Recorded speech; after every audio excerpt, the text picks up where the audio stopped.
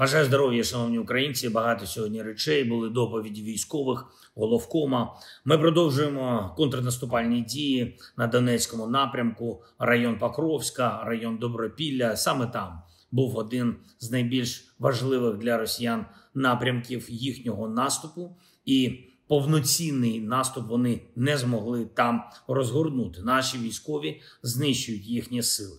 Суттєві у росіян втрати. Суттєво поповнено і обмінний фонд для нашої держави. Кожен день додає російських полонених.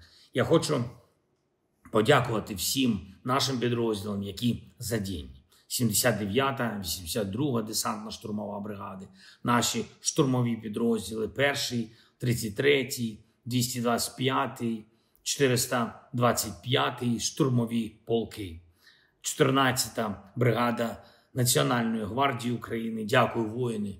І Куп'янськ, також райони навколо міста. Ми захищаємо позиції. Дякую всім бригадам. Будуть і нові наші діпстрайки у відповідь на те, що робить Росія. Провів сьогодні ставку. Головне – це виробництво нашої зброї. Є чіткі обсяги, що потрібно нашій армії до кінця року. Також що потрібно на наступний рік і що має бути у нас на складах для захисту, для підтримки достатньої нашої сили. І, звісно, це і достатнє фінансування на виробництво зброї. Тут у нас в Україні виробництво разом з партнерами і постачання в Україну того, що виробляють партнери самі. Дефіцит у фінансуванні на виробництво зброї у нас буде покривати з цього року, в тому числі за рахунок керованого експорту деяких видів нашої зброї.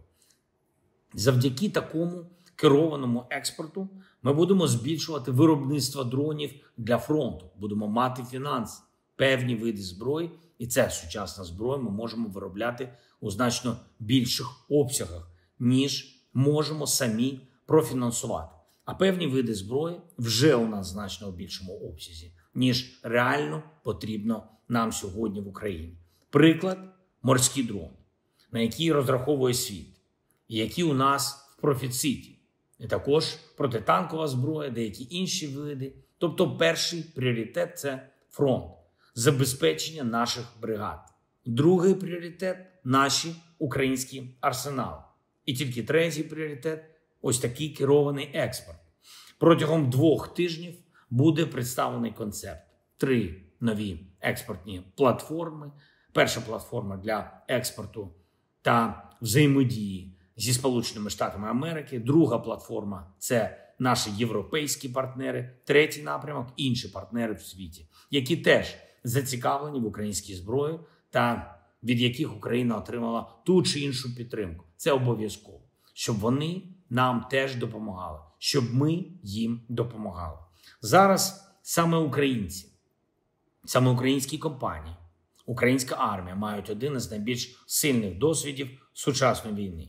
Це стосується багато в чому передової зброї, передових технологій. Україна не буде займатися збройною благодійністю і допомагати тим, кому байдуже на Україну. Ми готові працювати з тими, хто підтримував нас реально, нашу незалежність. Звісно, має бути і надійний експортний контроль, щоб до українських технологій, до нашої зброї не дістались росіяни та їхні спільники.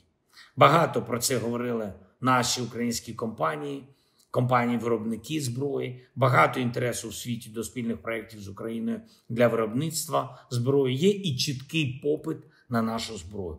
Відповідно, завдяки саме керованому експорту ми зможемо акумулювати гроші на більше виробництво тих речей, які потрібні нашій армії. Ще одне, що зміцнює армію. Дякую парламентарям за ухвалення мого законопроекту про військового омбудсмена. Це про реальний захист прав наших воїнів. Закон вже підписано і опубліковано. Сьогодні я підписав указ, щоб закон запрацював. Указ про створення Офісу військового омбудсмена. Затверджено також положення про роботу цієї інституції. І я призначу Ольгу Решетилову людиною, які наші воїни добре знають, першим українським військовим омбудсменом. Попереду запуск інституцій, системної роботи. Важливо, щоб на всіх рівнях у силах оборони України було це відчутно. Робимо те, що посилює армію, робимо те, що посилює воїнів в нашій армії. Дякую кожному, хто допомагає. Дякую всім, хто працює заради нашої України. Всім, хто воює заради нашої держави. Слава Україні!